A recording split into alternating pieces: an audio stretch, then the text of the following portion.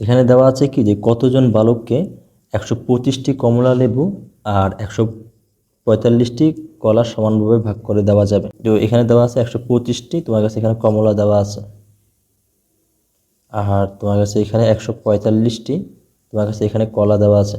তো বলা হচ্ছে কতজন লোকের মধ্যে বা কতজন বালকের মধ্যে এই 125টি কমলা আর 145টি কলা সমানভাবে ভাগ করে দেওয়া যাবে। এই টাইপের ম্যাথগুলো আমরা সলভ করবো গসাগু নির্ণয় করে। গসাগু, তো গসাগু তো আমরা জানি গরিষ্ঠ সাধারণ গুণনীয়ক। তো তোমার কাছে এখানে কি দেওয়া আছে, এই যে 125 যেটা দেওয়া আছে, 125-এর গুণনীয়কগুলো আমরা বের করে নিই। আমরা কি জানি এখানের মধ্যে 5 × 5 × 5, 5 × 5 = 25, আর 5 × 25 = 125।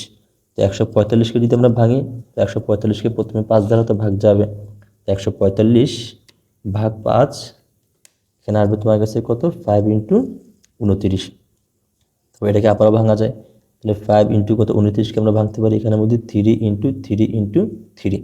তো এখন সবচেয়ে বড় কমন গুণনীয়ক কোনটা, এখানে গুণনীয়ক হচ্ছে 5 আর এখানে গুণনীয়ক হচ্ছে 5 আর 3।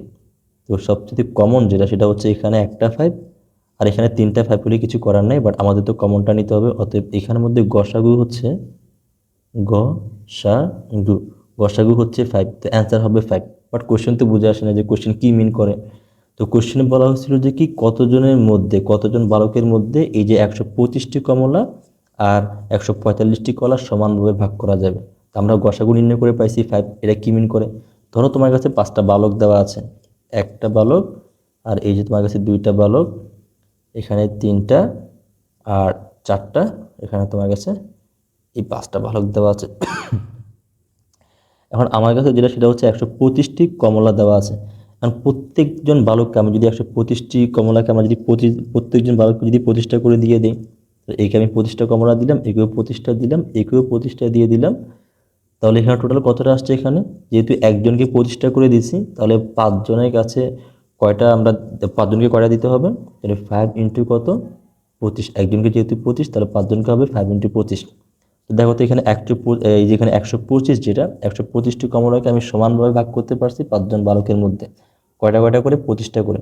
আবার তোমার কাছে এখানে কি দেওয়া আছে, 145টা তোমার কাছে এখানে কলা দেওয়া আছে। তো 145টা কলাকে আমরা সমানভাবে ভাগ করতে হবে এই 5 জন বালকের মধ্যে।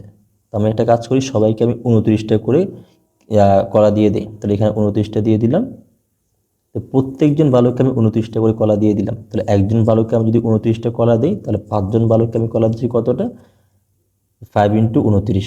এখানে তোমার কাছে আসবে কত, 145। এই যে দেখো আমি যখন এই লসাগু নির্ণয় করছি, তখন লসাগু আসলে এখানের মধ্যে 5। তাহলে আমি 125টা কমলা আর 145টা কলা আমি 5 জন বালকের মধ্যে সমানভাবে ভাগ করে দিতে পারবো।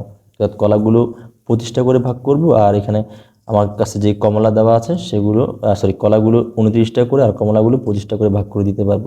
তুমি এখান থেকেও দেখতে পারো, যদি এখান থেকে একটু ভালো মতো ফোকাস করো, তাহলে এখান থেকে আমি যে কলা যেগুলো সেগুলো যেহেতু এখানে লিখতে পারি কত, 25, আর এখানের মধ্যে আমি একটু মুছে দিচ্ছি, তা আমি এখানে লিখতে পারি যে কি, যে এখানের মধ্যে 5 × 29। তাহলে এখানে 5 জন বালকের মধ্যে আমি যদি কলাগুলো নেই, কমলাগুলো নেই, আমি এখানের মধ্যে 25টা করে দিতে হবে।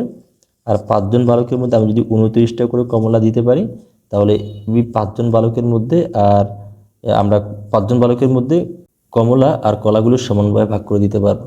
অর্থাৎ আমরা 5 জন বালকের মধ্যে আমাদের যেই কমলা যেগুলো আছে আর কলা যেগুলো আছে সেগুলো সমানভাবে ভাগ করতে পারবো।